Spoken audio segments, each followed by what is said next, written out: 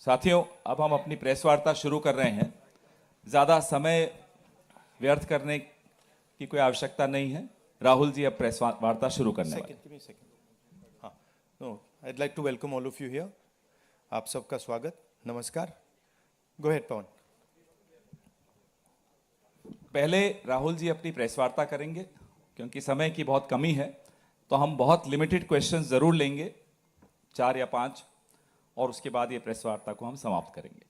ज़्यादा समय है नहीं, और उसके बाद एक आप लोगों के लिए चाय पानी की व्यवस्था है, हम लोग मिलकर फिर वहाँ चाय पे बात करेंगे।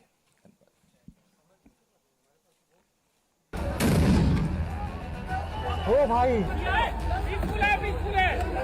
भाई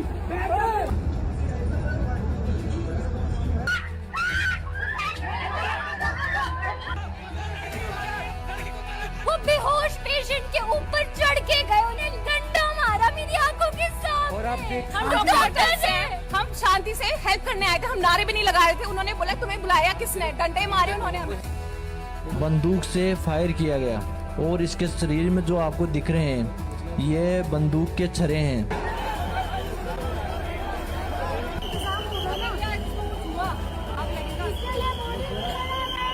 जब अपनों की जान जाती है ना तब पता चलता है इंसानियत मर चुकी है। ये देखिए लड़ाई देखिए, ये देखिए किस तरीके से मार रहे हैं। ये लाठी चार्ज देख सकते हैं आप यहाँ पर।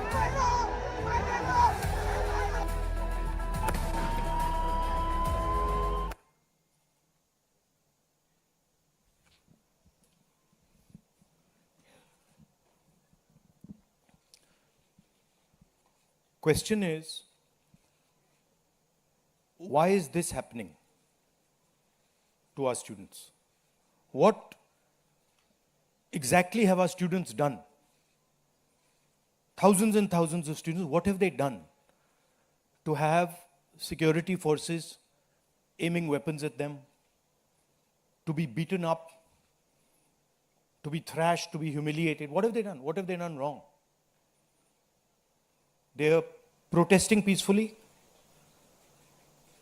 They are asking for their demands. They are asking for what this country owes them. They are not doing a crime. They are simply asking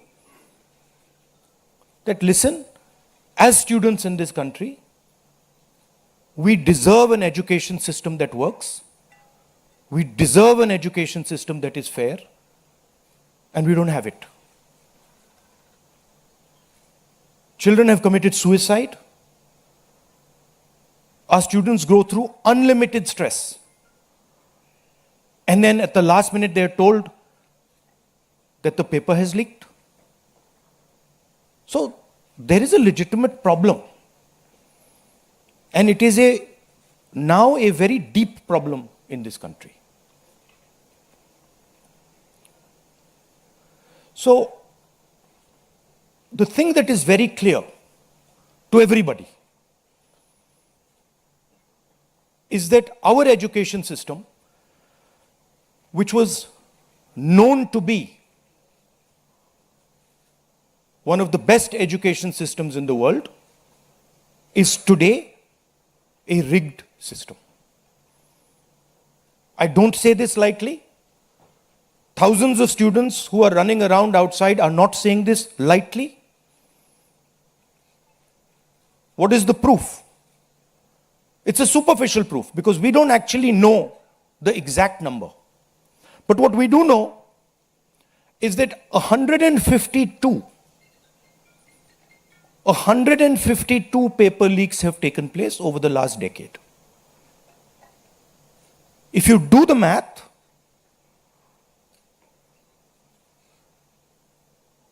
so one a month. One a month, approximately. Every month, lakhs of students are told that all the stress that you went through, you're going to have to go through again. And after that, they're told, we really don't care. We don't care if there's a re-exam. We don't care how much you have to wait. We don't give a damn.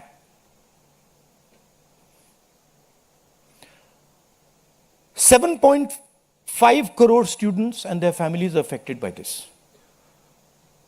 These are middle class and poor families. They put their hard-earned money into this. And then they literally spat on. And the best part of this is zero convictions. In the last 10 years, 152 leaks have taken place and zero convictions. Zero. So somebody is, or a group of people are destroying our education system, India's most valuable asset, destroying the lives of our students, and what does the government do? Zero convictions. So this is the first reason, an absolutely legitimate reason, why our youngsters are protesting. Thing doesn't stop here. It goes further. It's not just that the system is rigged. It's that the system is unaffordable. And this is a statistic that every youngster knows. But somehow, the government of India doesn't. One exam costs the families who take this exam the same amount of money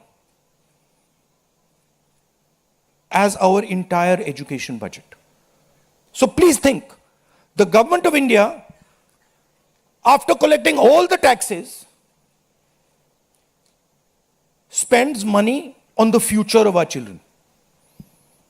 That money goes into something called the education budget. It is 1.4 lakh crores. At the same time, every year, 1.32 lakh crore, similar amount, is spent by the families who have taken the NEET exam. So please understand the scale of this thing. This is pure theft from these families. There's nothing else. And then after you steal from them, you tell them that there's a paper leak, the thing is rigged. So this is the second reason,